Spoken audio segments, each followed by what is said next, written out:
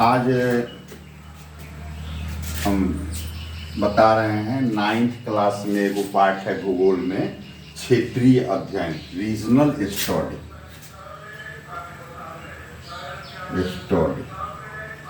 तो ये regional study जो है कैसे किया जाता है या क्या इस उद्देश्य है इस रीजनल स्टडी करने का, तो बस इसमें थोड़ा सा ध्यान दीजिएगा, एकदम समझ में आ जाएगा। ये प्रैक्टिकल वर्क है एक तरह का कि समाज में जो समस्याएं हैं तो उन समस्याओं को या किसी विशेष क्षेत्र में कोई समस्या है तो उसका क्षेत्रीय अध्ययन किया जाता है।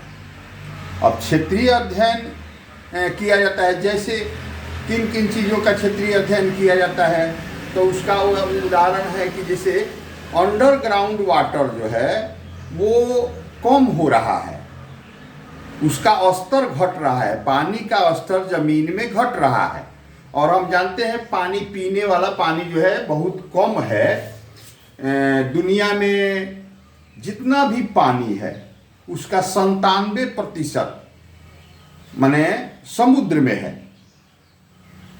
और 3% जो बचता है उसमें से भी 2% जो है वो लगभग बर्फ के रूप में पृथ्वी पर कहीं ना कहीं है।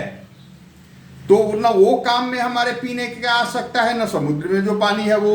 तो इस प्रकार से हम देखते हैं 99% पानी तो ऐसे निकल जाता है, और फिर 1% पानी जो बचता है वो पानी में से भी बहुत सारा पानी जो है नदियों में, तालाब में, पोखरे में, झील में है, जो आजकल गंदा हो गया है, पीने लायक नहीं बचा है। तो अब बचता है बहुत थोड़ा सा पानी जो अंडरग्राउंड वाटर है, तो उसका स्तर भी कम हो रहा है। तो ये एक बहुत बड़ी समस्या है। तो उसका समाधान, उस तरह की एक समस्या हो गई।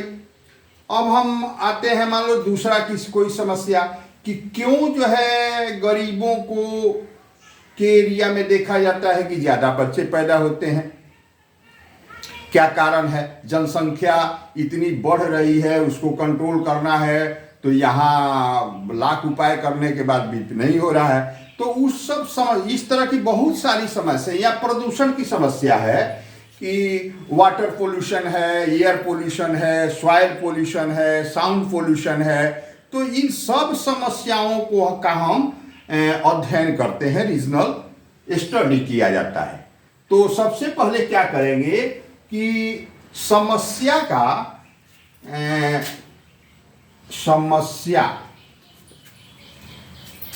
को निर्धारित करेंगे कि किस चीज का हमको अध्ययन करना है। समस्या एक बार निर्धारित हो जाने के बाद दूसरा स्टेप में हमको क्या करना है? पहले क्या करना है? समस्या निर्धारित करना है। दूसरा में क्या करना है इसमें कि एक ग्रुप बनाना है जिसका मेन रहेगा एगो सर्वेयर, सर्वेक्षणकर्ता,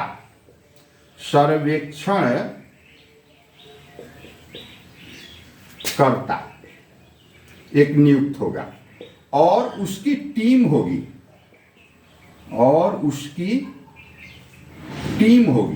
पूरी, जो जाके घर घर जो है पूछताछ करके पता लगाएगी कि समस्या के जड़ में कैसे पहुंचा जा सकता है, माने सर्वेक्षण करेगी। वास्तविक स्थिति एक एक घर में जाके ये टीम करेगी और सर्वेक्षणकर्ता को उसको रिपोर्ट करेगी। तो इस तरह से जो आंकड़े प्राप्त होंगे तो उनको हम कहते हैं प्राथमिक आंकड़ा। उसको कहा जाता है प्राथमिक आंकड़ा। अब इस जो आंकड़ा आता है तो उसका अध्ययन किया जाता है। तो ये अध्ययन करने में हमारा अपना आंकड़ा है वो तो अध्ययन हो सकता है, लेकिन दूसरे द्वारा, जो दूसरे किसी संस्था द्वारा अगर उसी समस्या पर कोई सर्वेक्षण हुआ है तो उस आंकड़ा को भी लेके हम अपने सर्वेक्षण का मिलान करते हैं। तो जो दूसरे का किया हुआ सर्वेक्षण प्राप्त होता है तो उसको कहा जाता है द्वितीयक आंकड़ा। द्वितीयक आंकड़ा।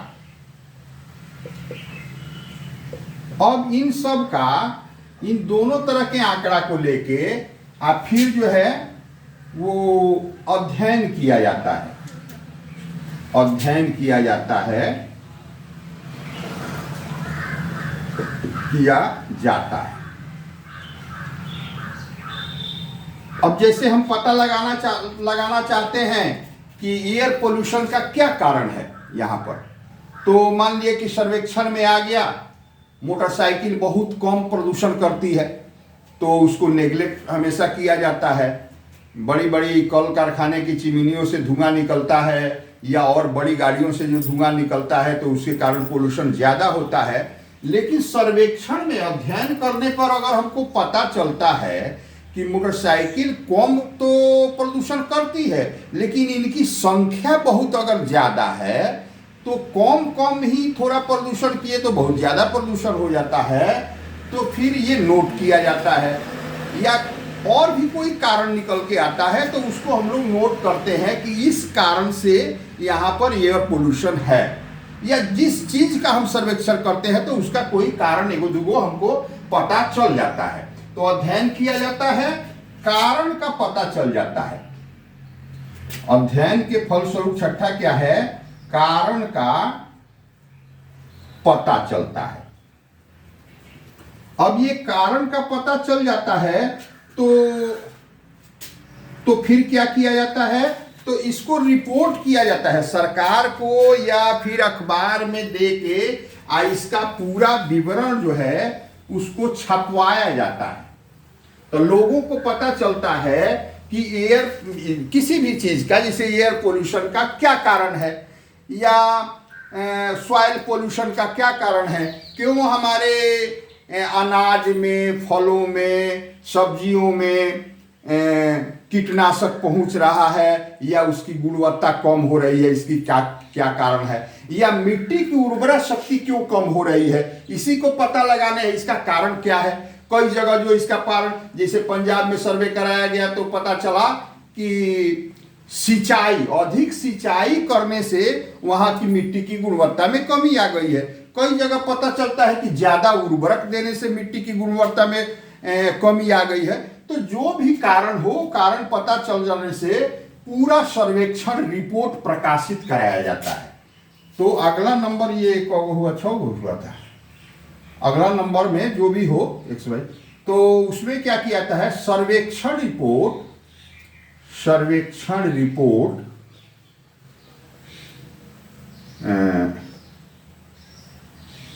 को अभी इसको छोड़ देते हैं। इसके पहले क्या किया जाता है कि अब ये पता जब चल जाता है तो हम क्या करते हैं कि कारण का पता चल गया, अब इसमें सुधार कैसे लाया जा सकता है, तो सुधार का सुझाव दिया जाता है। अगला नंबर जो भी हो उसमें सुधार माने समस्या के निराकरण का उपाय बताया जाता है। समस्या के निराकरण माने उसका हल करने का क्या तरीका हो सकता है, यह सुझाव दिया जाता है। समस्या के निराकरण का सुझाव दिया जाता है। अब ये हो गया। अब ये पूरा जो सर्वेक्षण है हमारा सुझाव सहित उसको प्रेस में दिया जाता है, किसी अखबार में छपता है, और फिर जो है अगर सरकार को रिपोर्ट करनी है तो सरकार को दिया जाता है, सरकार को रिपोर्ट किया जाता है। अब जब ये सारा चीज रिपोर्ट किया जाता है, अब ये सारा चीज हो जाने के बाद सरकार अगर इच्छुक है या उसको अच्छा से समझती है, मानती है जरूरी कि ये करना जरूरी है, तो सरकार उसमें नियमावली, अपना नियमावली बनाती है और नियमावली बना के फिर उसको लागू करती है। तब जाके समाज में इम्प्लीमेंट होने से उस समस्या का समाधान होता है। सरकार को मान लीजिए कि कोई रिपोर्ट आया तो सरकार जो है वो फिर जो है ये अगर कहीं चीज पर टैक्स लगाना है या मिट्टी की, जैसे मिट्टी की गुणवत्ता सुधारने के लिए क्या किया जा सकता है, तो वर्मी कंपोस्ट खाद वाला स्कीम सरकार देगी बहुत जगह बनाने के लिए, उस पर बहुत सारा प्रोग्राम चलाएगी, लोगों को शिक्षित किया जाएगा, लोगों को समझ में आएगा, तो समस्या निश्चित रूप से कुछ कम होगी। तो बाद में अंत में क्या करती है कि सरकार जो है या समाज जो है उसको रोकने का प्रयास करता है। तो इतना चीज किया जाता है क्षेत्रीय अध्ययन में। बस यही चीज है, इसको पढ़ लीजिएगा। तो इस पर जो भी प्रश्न आएगा, जैसे सर्वेक्षण कर्ता किसे कहा जाता है, तो आप लिख सकते हैं कि टीम का जो हेड होता है उसे सर्वेक्षणकर्ता कहा जाता है। द्वितीयक आंकड़ा किसे कहा जाता है, तो आप बता सकते हैं कि जो दूसरे एजेंसी द्वारा, जैसे पंचायत है, जिला परिषद है, या कोई और गैर सरकारी स्वयंसेवी संस्था है, उसके द्वारा जो सर्वेक्षण मिला है वो लिया जाता है, तो उसको द्वितीयक आंकड़ा कहा जाता है। और हमारे एजेंसी द्वारा जो घर घर जाकर आंकड़ा प्राप्त किया जाता है उसको प्राथमिक आंकड़ा कहा जाता है। तो यही सब छोटे छोटे सवाल रहेंगे और सभी सवालों का जवाब जो है इस वीडियो को देख के आप दे सकते हैं। धन्यवाद।